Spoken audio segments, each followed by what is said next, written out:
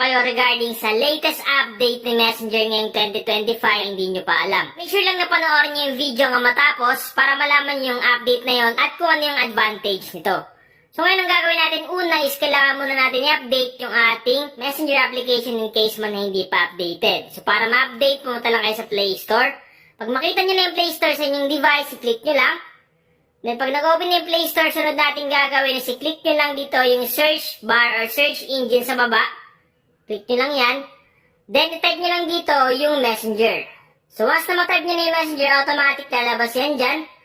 Ngayon pag nakita nyo na dyan yung Messenger at may nakita kayong update katulad nito, i-click nyo lang yung update. Para in case man may mga bagong features, may mga bagong settings, may mga bagong updates yung Messenger, automatic magkakaroon yung Messenger application sa ating device. So once na tapos na kayo mag-update, sunod natin gagawin is i-open na natin yung Messenger application. So click nyo lang itong Messenger application. Click natin. Pag na-click nyo na, automatic mag-open yan at makikita nyo dito yung inyong Messenger account. Ngayon na nga ba yung sinasabi kong latest update ni Messenger ngayong 2025. So regarding to sa Meta AI. So yung mga wala pang Meta AI dyan, make sure lang na updated lagi ang inyong Messenger application para magkaroon kayo ng Meta AI. At sa mga meron namang Meta AI, merong update si Messenger dito. So click lang natin dito yung Meta AI dito. Click natin.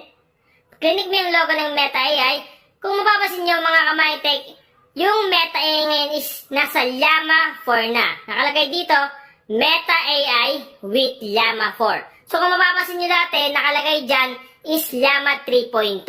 So ngayon yung update ni Messenger is naging Llama 4 na.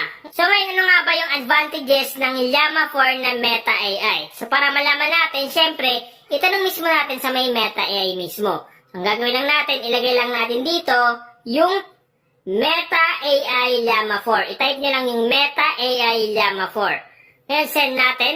Click send. Then, automatic sasagutin tayo dito ni Messenger. At kung mapapasin nyo ito na yung sagot niya, nakalagay dyan yung mga sagot regarding sa Meta AI Llama 4. Nakalagay dyan, Meta AI Llama 4 is the latest version of its large language model series released in April 2025. So, this April lang ni-release yung update ng Llama 4 dito sa Meta AI. At ito yung mga key features niya. Nakalagay dito, una, yung multimodal capabilities. Llama 4 can process both text and image inputs, generating text outputs. Pangalawa, multilingual support. It supports 12 languages. So meron na daw 12 languages dito sa Meta AI sa Llama 4. So napakabangis. Then pangatlo na key features niya is mixture of experts architecture. This design enables more efficient and specialized processing.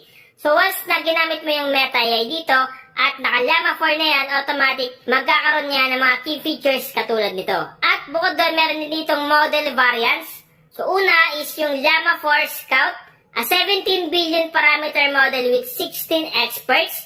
Llama 4 Maverick, a 17 billion parameter model with 128 experts. Then yung Behemoth, a large model with 288 billion active parameters and 2 trillion total parameters.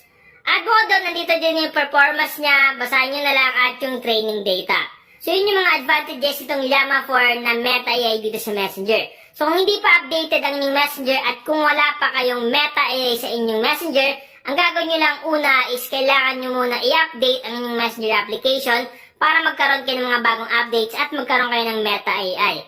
At kung meron na kayong Meta AI at nakalagay dyan Llama 3.2 pa lang, so ibig sabihin lang hindi pa yan updated. Ang gawin mo lang, i-update mo lang yung application at kung in-update mo na pero wala pa rin, antayin mo lang.